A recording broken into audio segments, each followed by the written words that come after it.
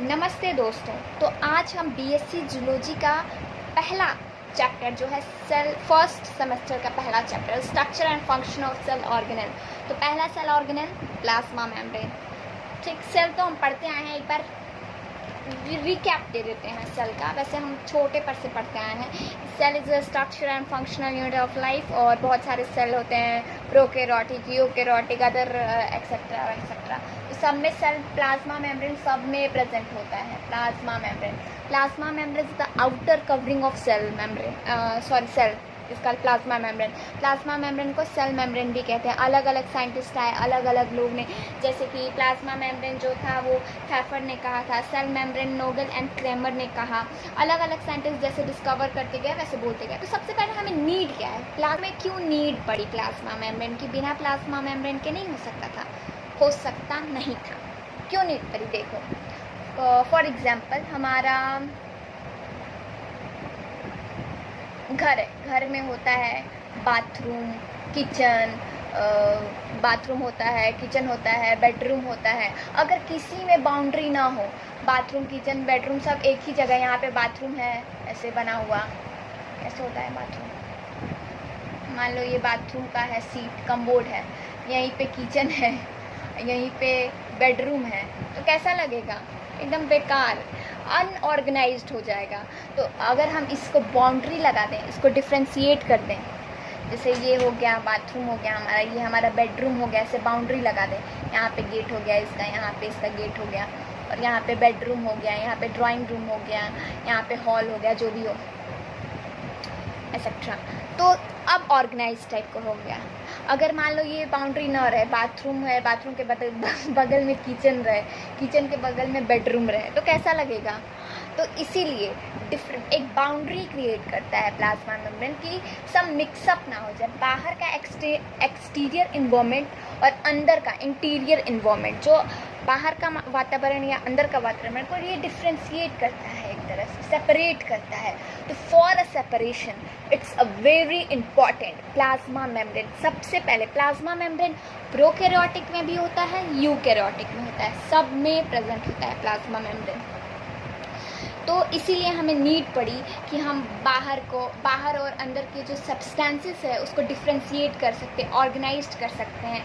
एक boundary create करता है, ये ऑर्डरनेस क्रिएट करता है।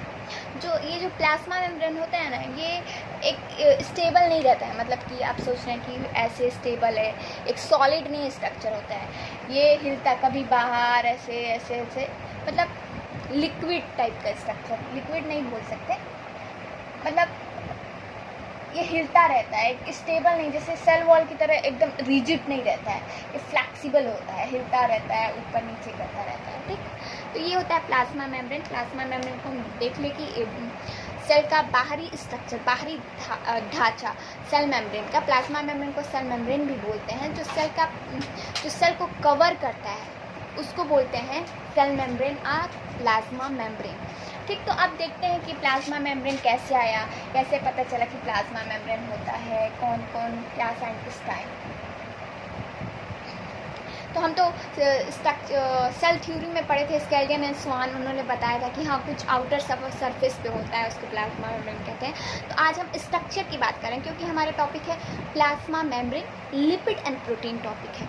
तो हम लिपिड और प्रोटीन को नेक्स्ट वीडियो में डिटेल में डिस्कस करेंगे, बट इस वीडियो में हम प्लाज्मा मेम्ब्रेन का देखते हैं कि स्ट्रक्चर कैसा होता है। स्ट्रक्चर आज डिस्कस करेंगे, क्योंकि आज इंट्रोडक्टिव फर्स्ट लेक्चर है और मेरा फर्स्ट शुरुआत है। तो देखते हैं। सबसे पहले आए थे, हम तो इतना बता दिए ना कि टर्म जो है प्लाज्मा मेम्ब्रेन, एक बार लिख लेते हैं। टर्म है प्लाज्मा मेम्ब्रेन, टर्म मतलब नाम होता है कि कोई स्ट्रक्चर है उसका नाम क्या। तो जो टर्म है प्लाज्मा मेम्ब्रेन वो दिए थे, और जो सेल मेम्ब्रेन टर्म जो सेल मेम्ब्रेन है, तो plasma membrane short form cell membrane जो है वो दिए थे नोगल एंड क्रेमर।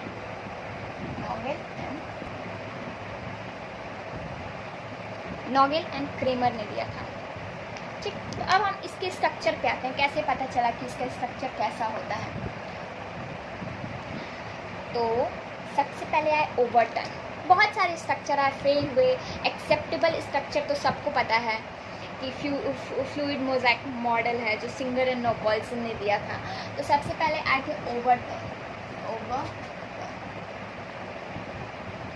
इन्होंने बताया था कि जो प्लाज्मा मेम्ब्रेन है, जो सेल की बाहरी कवर है, वो बस लिपिड से मिलकर बनाना है। इन्होंने प्रोटीन का जिक्र भी नहीं किया था।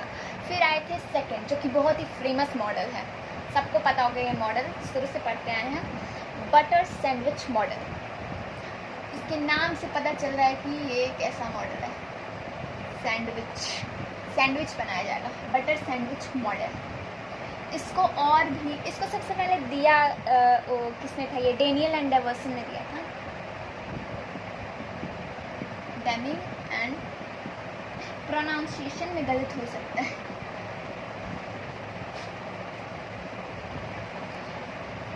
इसको हम लोग लेमिनार मॉडल भी कहते हैं, PLLP भी मॉडल कहते हैं। तो इस मॉडल के ऊपर पहले फोकस करते हैं, बटर सैंडविच मॉडल। ये ब्रेड है, सैंडविच कैसे बनाते हैं, ब्रेड है, ब्रेड पे मक्खन लगाएंगे, ऐसे चकोर वाला ब्रेड लेते हैं जो कि मैक्सिमम, ये ब्रेड है, ब्रेड के ऊपर मक्खन लगाते हैं।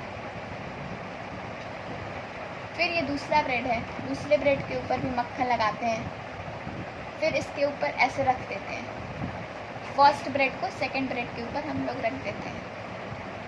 तो ऐसे ही जो होता है वो बटर सैंडविच मॉडल ने बताया कि जो प्लाज्मा मेम्ब्रेन होता है उसके ऊपर सबसे पहले प्रोटीन की लेयर होती है, प्रोटीन, नीचे भी प्रोटीन होता है और बीच में इस पे लिपिड होता है, जैसे, और इस पे लिपिड जैसे हम दिख रहा, हाँ, जैसे हम ब्रेड में, ये ब्रेड हो गया, मान लो ब्रेड हो गया और ये बटर हो गया, ब्रेड बटर, फिर यहाँ पे बटर हो गया, यहाँ पे ब्रेड हो गया, एकदम सैंडविच की तरह है ना, इसीलिए इसको बटर सैंडविच मॉडल दिए थे डेनियल एंडरसन ने। और इसको PLLP भी मॉडल बोलते हैं, बोले तो प्रोटीन लिपिड प्रोटीन मॉडल भी बोलते हैं। तो ये सबसे फेमस मॉडल रहा।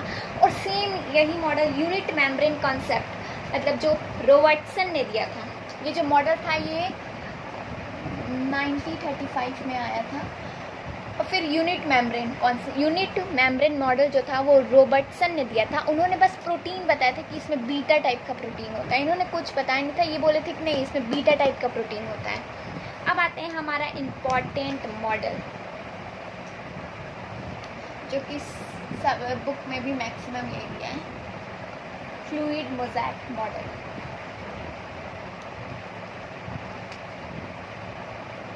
हमारा जो है fourth fluid mosaic model,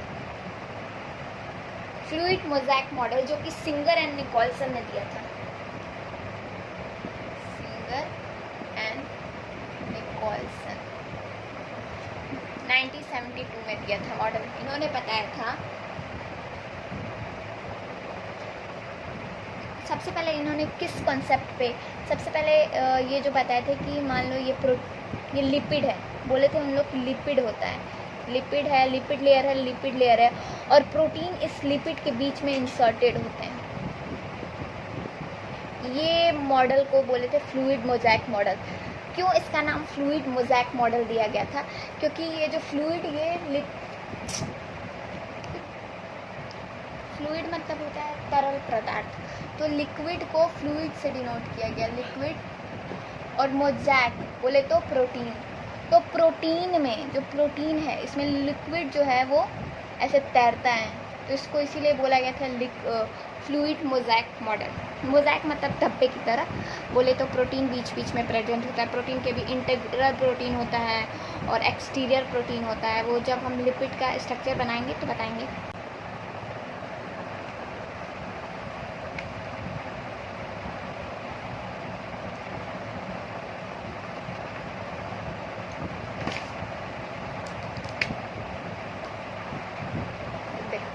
plasma membrane का स्ट्रक्चर क्या था, ये लिपिड होता है, लिपिड। ये नेक्स्ट आज तो पहला है, ऐसे इंट्रोडक्टरी था कैसे आया प्लाज्मा मेम्ब्रेन। नेक्स्ट में बताएंगे कि लिपिड ये क्यों ऐसे दो टेल बना है, हेड है, ये क्यों लिपिड ऐसे बना है, क्यों नहीं सिंगल बना है, ये बताएंगे। और इसमें ये प्रोटीन है, कुछ कार्बोहाइड्रेट भी होते हैं। तो यही फ्लूइड मोज़ेक मॉडल, और ये सबसे परफेक्ट मॉडल था। क्यों सबसे परफेक्ट मॉडल था? देखो, फ्लूइड मोज़ेक मॉडल से पहले जितने भी मॉडल आए थे वो परमिएबिलिटी को नहीं दर्शाते थे, मतलब कि कैसे कोई मॉलिक्यूल अंदर जा रहा है इसको नहीं बता पा रहे थे, लेकिन ये बता रहा था कि कैसे मॉलिक्यूल अंदर जाते हैं। क्योंकि ये हाइड्रोफोबिक और हाइड्रोफिलिक, ये जो लिपिड होता है ये हाइड्रोफोबिक होता है, मतलब कि अगर कोई वाटर से एफिनिटी रखता है तो उसको ये नहीं जाने देता है। और जो ये इसका जो नीचे वाला होता है लिपिड का हेड जो है हाइड्रोफोबिक होता है, जो टेल होता है हाइड्रोफिलिक होता है, मतलब कि पानी वाले जो भी लिक्विड से इंटरेक्ट करते हैं उसको जाने देता है।